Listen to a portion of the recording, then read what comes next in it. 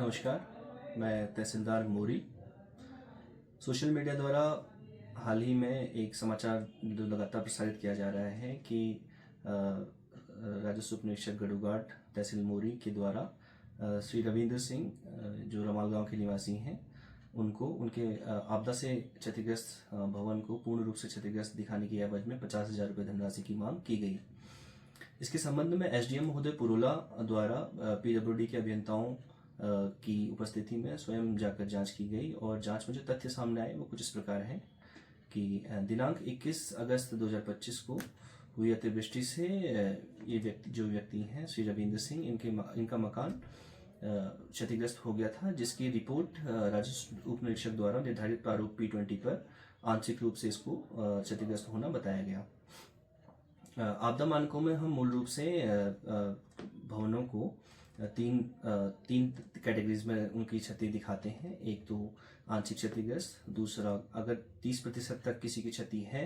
तो उसको हम आंशिक रूप से क्षतिग्रस्त होना बताते हैं। उसके बाद गंभीर क्षति या तीक्ष्ण क्षति जो 30 से 70% की क्षति की कैटेगरी में आती है और 70% से ऊपर होने पर हम इसको पूर्ण रूप से क्षति होना बताते हैं, जिसकी सहायता धनराशि शासन द्वारा अलग अलग निर्धारित की गई है। तो जब 21 अगस्त को अतिवृष्टि से जो इनका मकान था वो उसको राजस्व निरीक्षक द्वारा आंशिक रूप से क्षतिग्रस्त होना बताया गया। इसके पश्चात 1 सितंबर को पुनः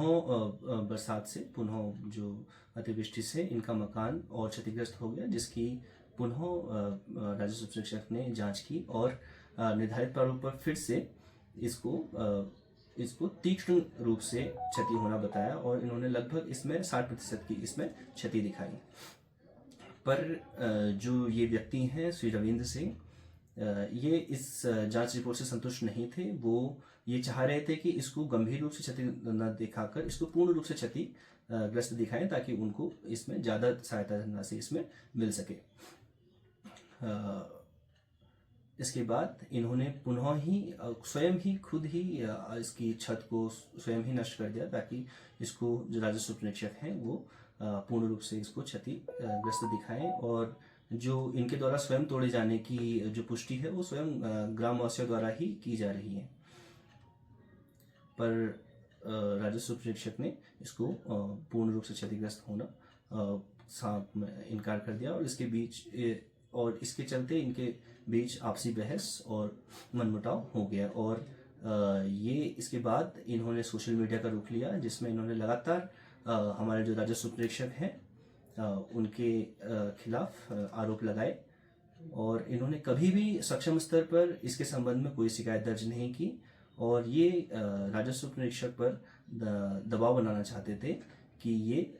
इससे डर कर या इसके प्रभाव में आकर इसको पूर्ण रूप से क्षति होना दिखा दें। और जो भी ये आरोप इन पर लगाए गए हैं वो निराधार हैं एवं पूर्ण रूप से असत्य हैं। धन्यवाद।